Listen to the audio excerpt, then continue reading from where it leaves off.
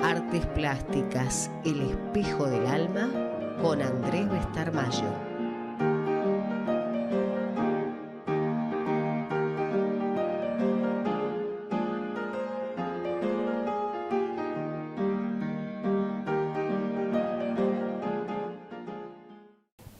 Bueno, damos comienzo al programa y lo hacemos con la columna de plástica de Andrés Bestarmayo. ¿Cómo le va, Andrés? ¿Qué tal, Nolo? ¿Cómo andás? Muy bien. Extraordinariamente muy bien hasta que llegaste vos. Bueno. Ahora estoy mejor. Bueno, muy bien. Déjame terminar la frase. Es la luz y la magia del arte. Exactamente. ¿Cómo andás? Bueno, bien, querido. Y tenemos visita hoy. En nuestra columna específicamente de artes plásticas y especialmente del lenguaje del alma, vamos hoy a tener la posibilidad y la alegría de haber compartido un rato con Daniel Vidal.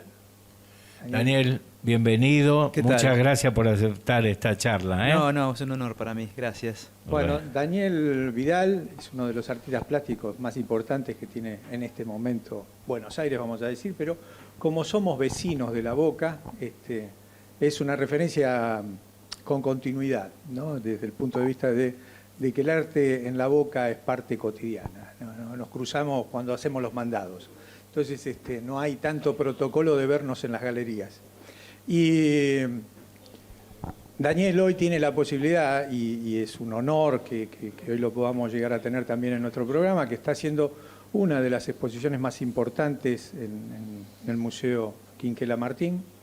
Y bueno, y está proyectando su obra en relación a eso con el título de El cielo protector. Son pinturas, son telas con acrílicos y óleos, con técnicas mixtas, con una proyección muy interesante. Y tiene una particularidad esta muestra, que no es tan fácil ver en el Quinquela, como le decimos nosotros, en el Museo Quinquela Martín, ver obra, por un lado, abstracta, y más en función a la proyección que tiene la obra de Daniel. Así que en ese sentido es un momento clave también, porque pocos artistas han pasado por el Quinquela con una expresión abstracta. Podríamos nombrar a Hugo Irureta, exacto, a Carlos Cañas, por ahí, con una visión más abstracta de la última obra que venía desarrollando él. Y bueno, en este momento tenemos la posibilidad de que esté exhibiendo esa obra ahí en el Quinquela, Daniel. Así que bueno, contanos qué fue esta experiencia, cómo la estás viviendo. Bueno, ¿cómo están? A ver, ¿por dónde empiezo? Me gustó la referencia, que tal vez el público no esté tan avisado, de esta característica de mi pintura, que es abstracta. Podemos hablar mucho tiempo de lo que es abstracto, ¿no? Pero digamos, no figurativo, para ser más claros. Y la idea de Quinquela, en su momento, de no exhibir obras abstractas, o de esta categoría de la que estoy mostrando yo. Esa imposición de Quinquela en su momento tuvo una razón social, política, bueno, ustedes lo sabrán, que había una controversia entre figurativos y abstractos, y bueno, Quinquela, como dueño de su propio museo, puso su regla y ahí los abstractos no entraron. Después, con el tiempo, esa regla se fue flexibilizando, y en la gestión del actual director, Fernández, que es artista, es figurativo, tiene una imagen metafísica, llamémosle así, fue permitiendo lentamente que todas las expresiones artísticas fuesen factibles de exponerse en el Quinquela. No solo las abstractas, sino otras más. Así que bueno, en esa amplitud de criterio, y siendo yo un vecino de La Boca, como bien dice Andrés, y cruzándonos para la compra del pan, tanto con él como con Fernández. Y eso que él es un ministro de la República. Claro, de La Boca. sí, pero acá en La Boca los ministros, los reyes... Yo soy de la República, también fui nombrado. También. Soy gentiluomo. Claro, por eso las categorías en La Boca se disipan y todos en el barro nos podemos mezclar. Bien. Y así fue como en el 2018, después de mi última muestra, también grande, fue que le sugerí a Víctor Fernández hacer algo en el Quinquela y bueno, él ya sabía de mi trabajo, así que presenté el material y una propuesta expositiva y después vino la pandemia, así que esa fecha que teníamos originariamente se fue corriendo, 2 años, 4 años, pandemia incluida, y hoy estoy acá, bueno, por suerte sigo estando acá, la obra ya estaba, yo seguí pintando, porque en el 2018 empecé una serie que la continué durante la pandemia y hasta hace poquitos días, digamos. O sea, yo trabajo en series bastante largas en el tiempo y se me permitió mostrar la serie completa. Eso también fue una felicidad para mí, porque yo tenía mucha ilusión de mostrarla entera. Y si bien las salas del Quinquela son muy amplias y la sala que me habían otorgado originariamente es la Sívori, que creo que es la más grande de todas, toda la obra no entraba. Y dio la casualidad que la sala de delante, la sala rosada, estaba disponible, así que aproveché y también la ocupé. Bien. Así que logré mostrar toda la obra entera, digamos, toda la serie completa, y mostrar también una serie que es de la cual parte esta del Cielo Protector, que son unos collages de pequeño formato. Daniel, yo te voy a hacer una pregunta caprichosa, porque obviamente yo no tengo la estatura, ni mucho menos, que tienen ustedes en la plástica, y me detengo en el porqué del título. ¿Por qué el Cielo Protector? Bueno, yo desde hace unos cuantos años relaciono mi obra plástica con la literatura. De una manera a veces arbitraria, caprichosa y no tan directa, digamos, como tal vez el público pueda entender, ¿no? Entonces yo leo mucho y las lecturas las llevo a la imagen, entonces hago alguna asociación libre y permito que el público también haga la propia. Como te digo, no siempre la asociación es directa, a veces es arbitraria, no es rigurosa. Entonces, bueno, en algún momento de la producción de esta obra estaba leyendo El Cielo Protector, que es una novela hermosa de Paul Bowles, sobre una experiencia que él tuvo en Tánger, hace muchos años, en la década del 50, creo yo, del 60, y hay una frase, creo que es la frase inicial de la novela, que es la que yo transcribo en el catálogo y la publiqué en el ploteo del museo, que a mí me llevó a pensar que tenía mucho que ver con esta serie, ¿no? Es cierto, el cielo nos lleva a pensar en estratosfera, en estrellas, en constelaciones. Hay algo un poco de eso en mi pintura, que si bien es abstracta, podríamos pensar que la parte figurativa es esa, ¿no? Estoy representando algo o mi idea de lo que es el cielo. Entonces, bueno, la palabra el cielo tiene muchas connotaciones. A mí me gusta el cielo, me gusta la noche. Los cuadros son bastante nocturnos. Es decir, está la presencia del color negro, que tiene esa connotación, ¿no? La nocturnidad. Todos sabemos de la vida nocturna, ¿no? El misterio que provoca. Así que esa asociación la fui hilvanando para hacer esta muestra. Entonces la frase completa, no solo el título, está presente. Es por eso. Pero vos sabés que viendo la proyección de casi toda tu obra, ¿no? En relación ya a 30 años de trabajo y de continuidad en lo que es el taller, que no es nada fácil mantenerlo durante tanto tiempo abierto y produciendo, y más con el nivel que viene trabajando Daniel. Hay un planteo de pregunta permanentemente, y esa oscuridad o ese cielo podría ser el inconsciente tranquilamente, o sea que estás permanentemente haciendo preguntas hacia adentro con una visión más introspectiva. Y eso es lo que atrapa, yo creo, más que dar respuestas estás haciendo preguntas permanentemente.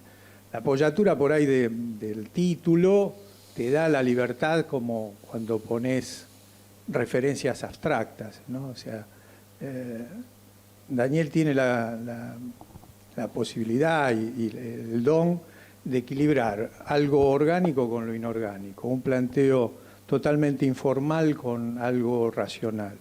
Entonces va haciendo un equilibrio permanentemente como si fuera más que un arquitecto. Entonces, en ese sentido, yo veo que por ahí la palabra te dio la misma respuesta que te da la geometría en relación a jugar con esa informalidad dentro de los espacios que te moves, ¿no? Pero lo veo como preguntas hacia el inconsciente, de dónde estamos, las preguntas de siempre, ¿no? Podemos ingresar al mundo de la pintura. Nosotros que somos pintores de brocha gorda o de brocha fina, yo tengo la idea de que la pintura, bueno, la tenemos, ¿no? La pintura es una forma de pensamiento.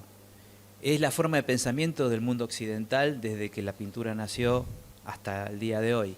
Si bien la pintura tuvo algún declive en algún momento, y este es un momento, uno de ellos, digamos, un declive en cuanto a la apreciación, ¿no? de la pintura como lenguaje y la pintura como disciplina filosófica. Esa es mi posición. Entonces lo que dice Andrés de que a través de la pintura yo hago preguntas y no doy respuestas, de alguna manera tengo ese coqueteo con la filosofía de hacer preguntas que tal vez no tengan respuestas. Diríamos que entras y salís de adentro. Todo el tiempo, sí. Sí. Digamos que la respuesta tal vez esté, pero no la tengo. Quiere decir que el cuadro me permite volver a hacerme esa pregunta. Indagar y volver a pintar. Es como el horizonte, ¿no? Uno sigue caminando hacia adelante. En el próximo cuadro está la respuesta, pero en el próximo cuadro no está la respuesta. Y uno tiene obligatoriamente que seguir pintando. No, lo interesante además de tener la producción artística de grandes formatos en pintura, Daniel trabaja mucho en collage, también escribe, entonces le da una posibilidad y hace docencia. Entonces hay una posibilidad permanentemente, y en eso se ve en la obra, de que hay una reflexión permanentemente. No es un trabajo extrovertido y punto, de sacar el alma, ponerla arriba de la tela y dejarla como está.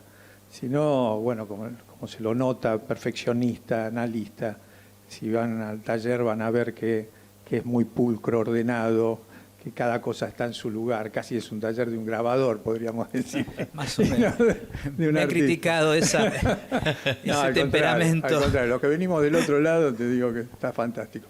Pero en ese sentido, ves que esto nos da la posibilidad también de poder tocar temas ya no solamente técnicos, sino justamente en lo que yo creo que es lo más importante de nuestro lenguaje, que es eso de empezar a trabajar con uno, ¿no? Con un ida y vuelta, que muchas veces cuando, y más en este momento, hasta los teóricos no se dan cuenta del proceso y el desarrollo que es el lenguaje plástico, ¿no? De permanentemente en este tránsito que hace y que convoco a que lo vayan a ver al Quinquela, es permanentemente ir y venir, entrar, jugar, analizar, ver cómo puede volver a encontrar el equilibrio.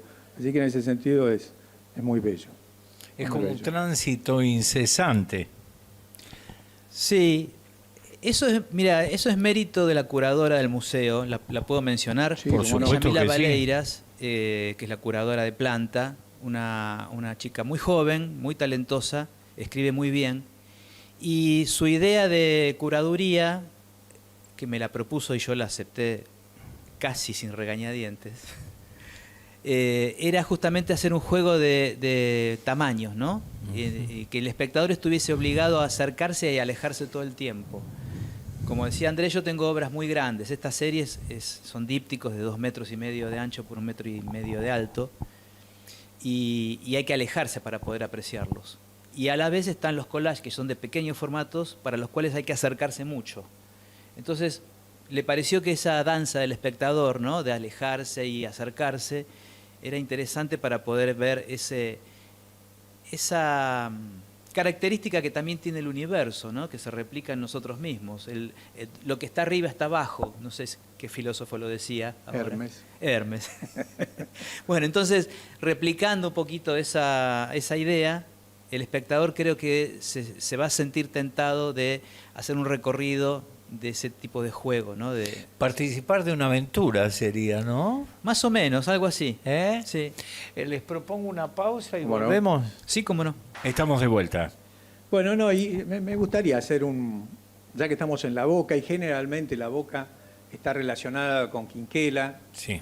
Hoy estamos hablando que gracias al maestro Quinquela Martín nos ha dejado un legado extraordinario, no solamente con su obra artística, sino con todo el planteo humanístico que desarrolló y además, bueno, con el museo, ¿no?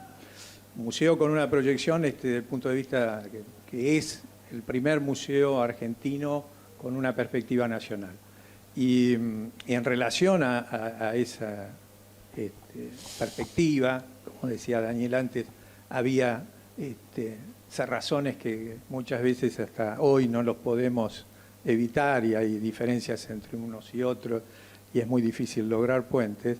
Bueno, el puente que nos une en cierta medida es el transbordador, es una referencia temática de la mayoría de que utiliza el paisaje en La Boca y siempre estuvo asociada, más allá de Quinquela, también con la cámara, con Diomedes, con Victorica, con Daneri, todos grandes artistas que además dejaron también un legado, no solamente como artistas, sino humanitariamente, ¿no? Cada uno por su lado, la cámara con impulso, bueno, Daneri con toda la proyección de su obra, Victorica con toda la poesía.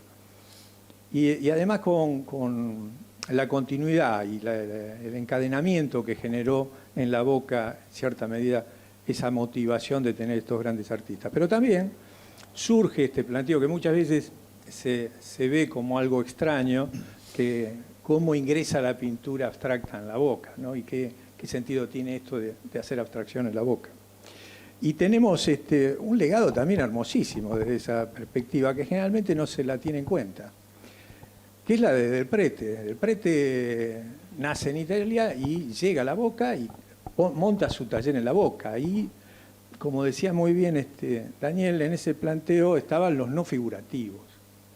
Mirá cómo sería la obra de Del Prete, que uno de los referentes del arte contemporáneo en la Argentina, que genera el Di Tella, le hace unas críticas, pero muy fuertes y descalificándolo, porque no seguía los cánones adecuados al momento.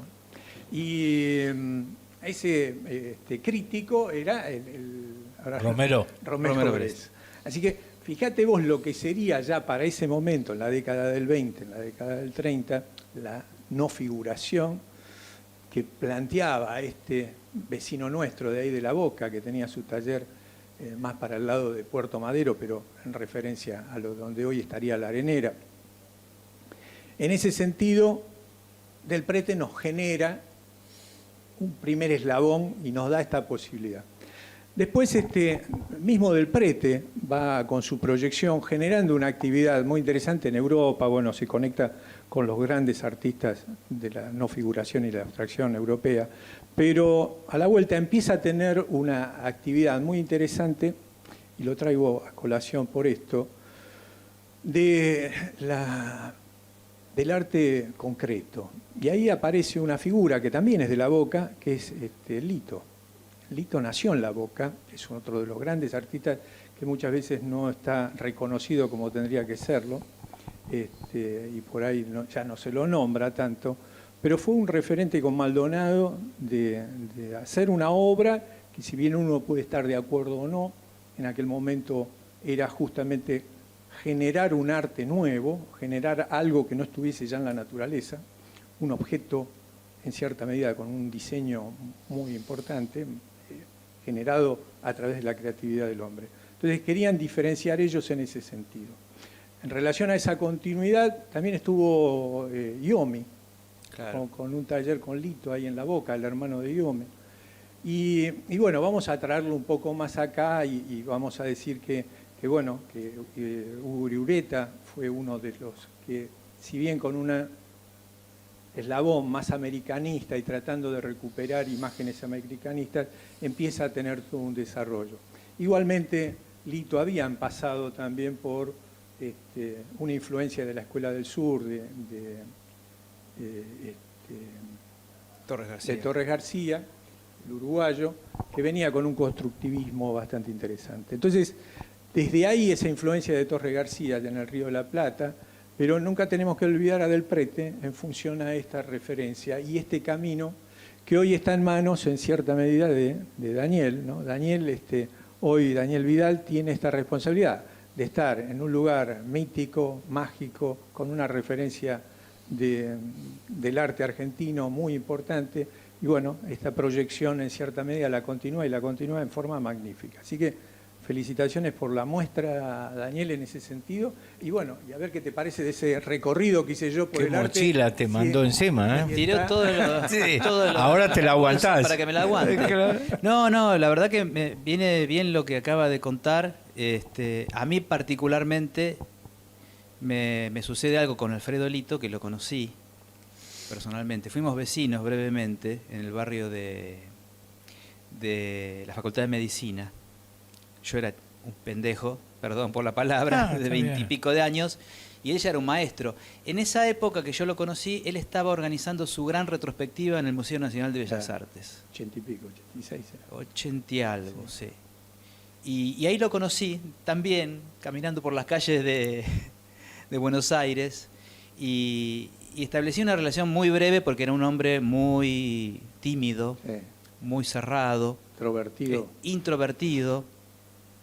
A mí me gustó y me sigue gustando el Lito, no solo pintor, que lo admiro profundamente, es más, en mis primeras pinceladas abstractas hay mucho de él, pero me interesa mucho el Lito pensador. Era un gran escritor de arte, no tiene tanto volumen en cantidad de hojas, digamos, de lo que escribió, pero hubo alguien que se tomó el trabajo de compilar sus escritos y yo lo leo permanentemente y estoy completamente de acuerdo, aunque hayan pasado muchos años y la estética haya variado, pero digamos que todavía conservo esa admiración por su profundidad y lucidez con respecto a la pintura como disciplina filosófica.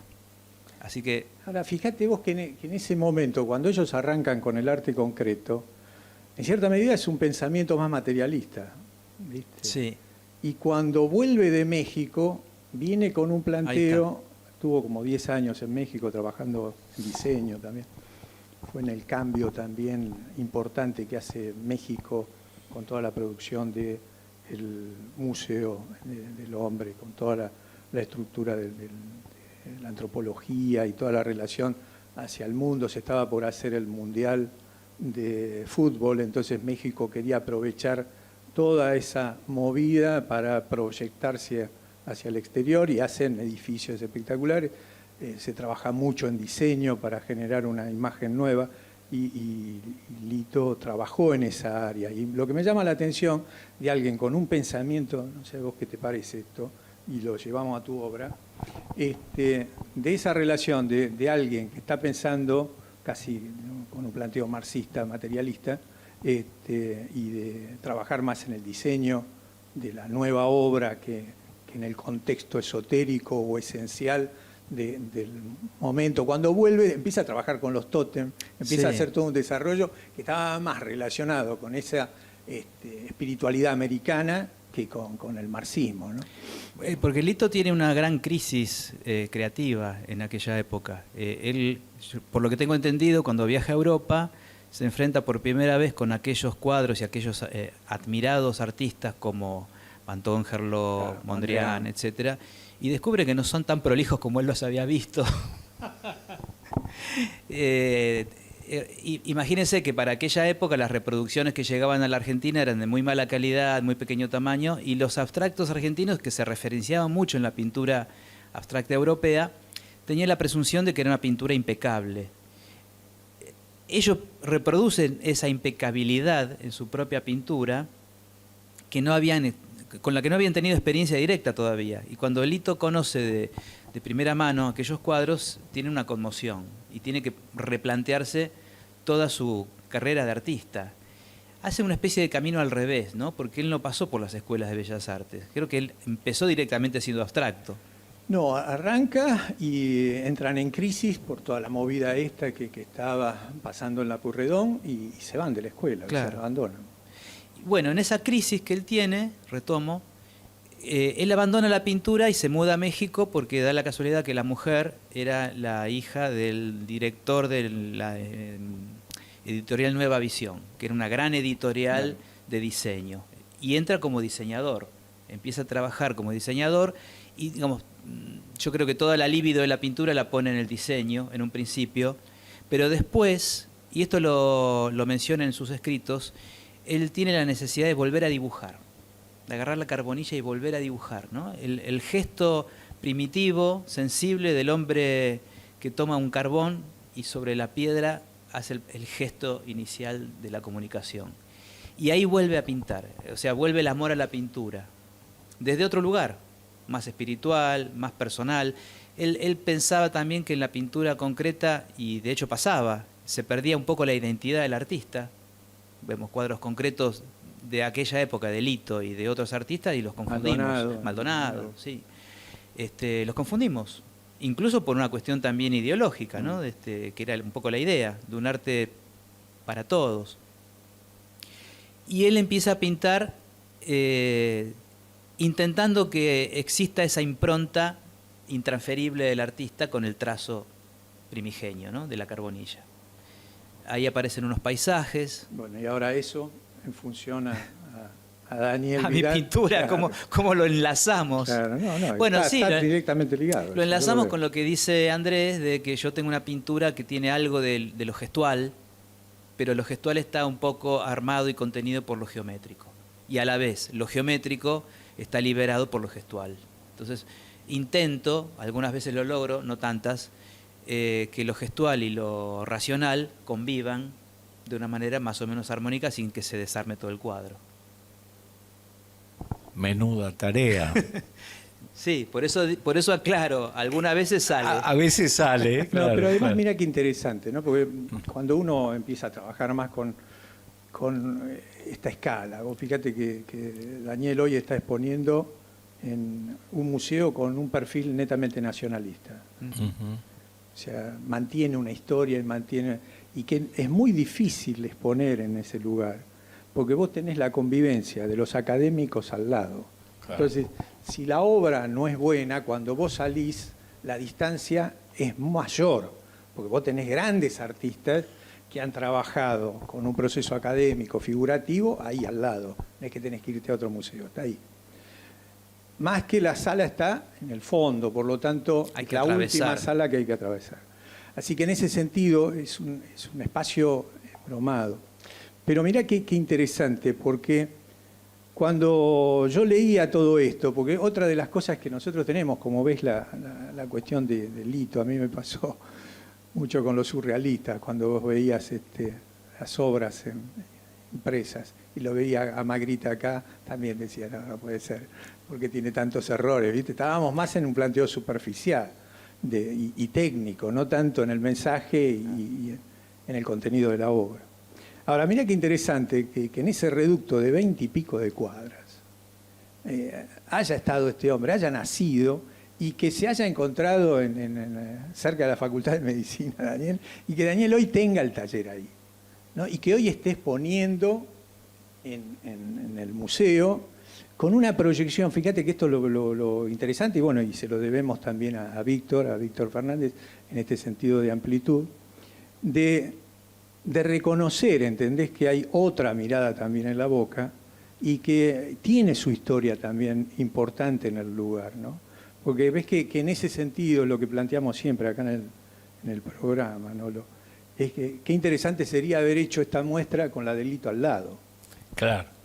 ¿No? ¿Y dónde está la obra de Lito? ¿Dónde se puede ir a ver la obra de Lito?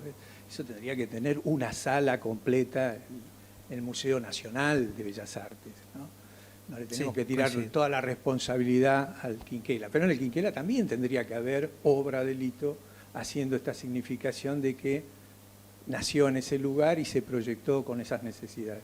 Así que en ese sentido, por eso yo lo veía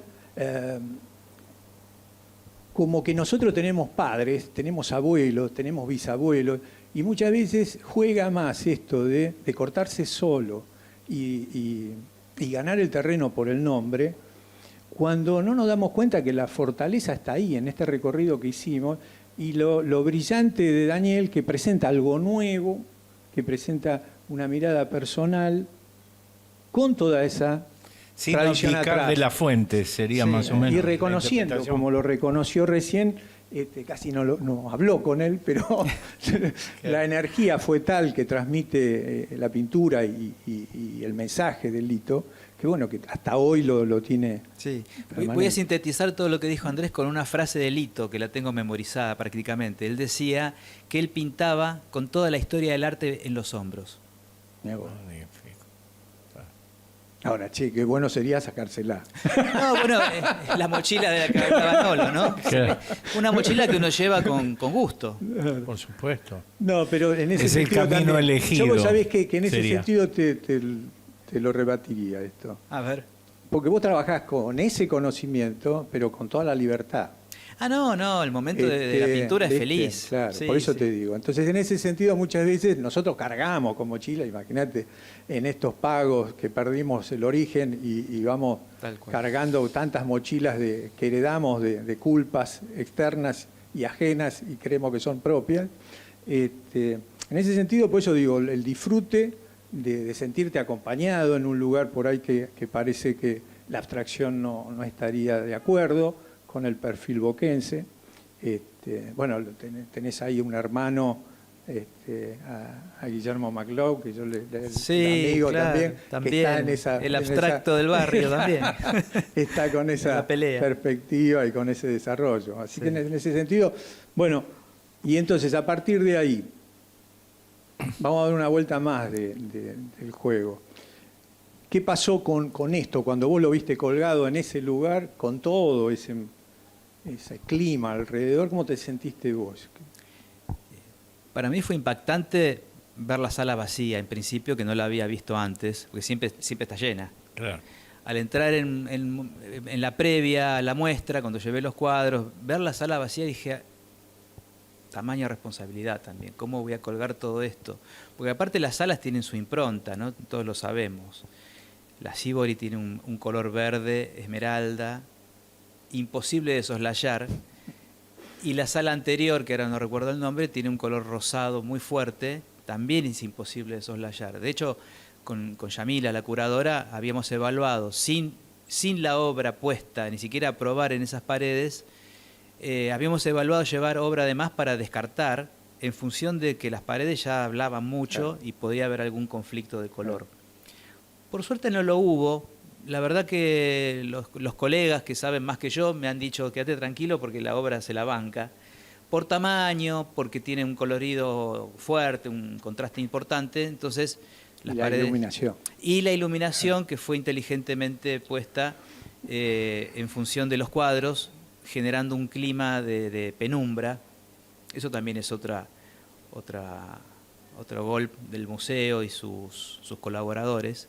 Cerraron las lucarnas por las que entra la luz solar expresamente para esta muestra, así que se los tengo que agradecer también, y se dedicaron a iluminar cada obra individualmente, generando un clima de, como te decía, de penumbra y de misterio, de nocturnidad en la sala. Entonces es más fácil ver la obra de esa manera y el color de las paredes no influye. O Bien. influye bien. Daniel, la obra permanecerá hasta fin de mayo. Hasta mediados. Está transcurriendo ahora Sí. hasta mediados de mayo. Sí. Y se visita... La muestra está de martes a domingos, de 11 a 18. ¿Puedo hacer un chivo extra?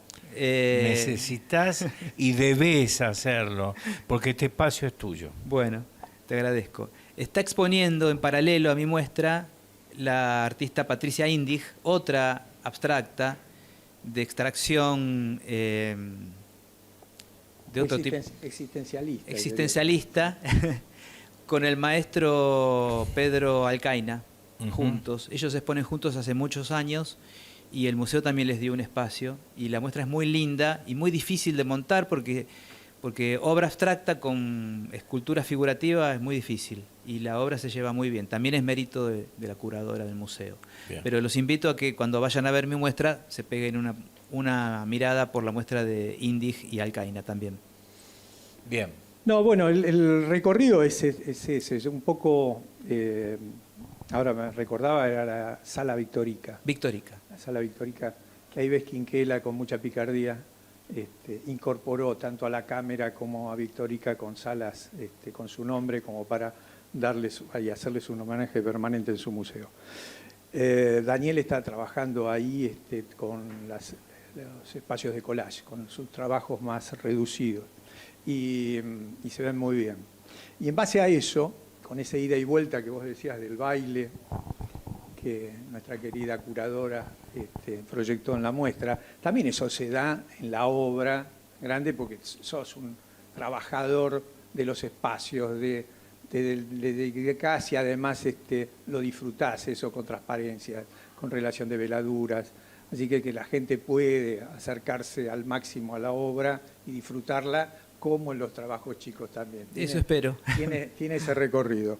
Y le escribí algo a Daniel, así que es una síntesis de lo que estuvimos hablando y podríamos decir, Daniel Vidal, pintura introspectiva, sensible, viaje al misterio de cartas inconscientes que intuye y contempla intentando descifrar el lenguaje perdido.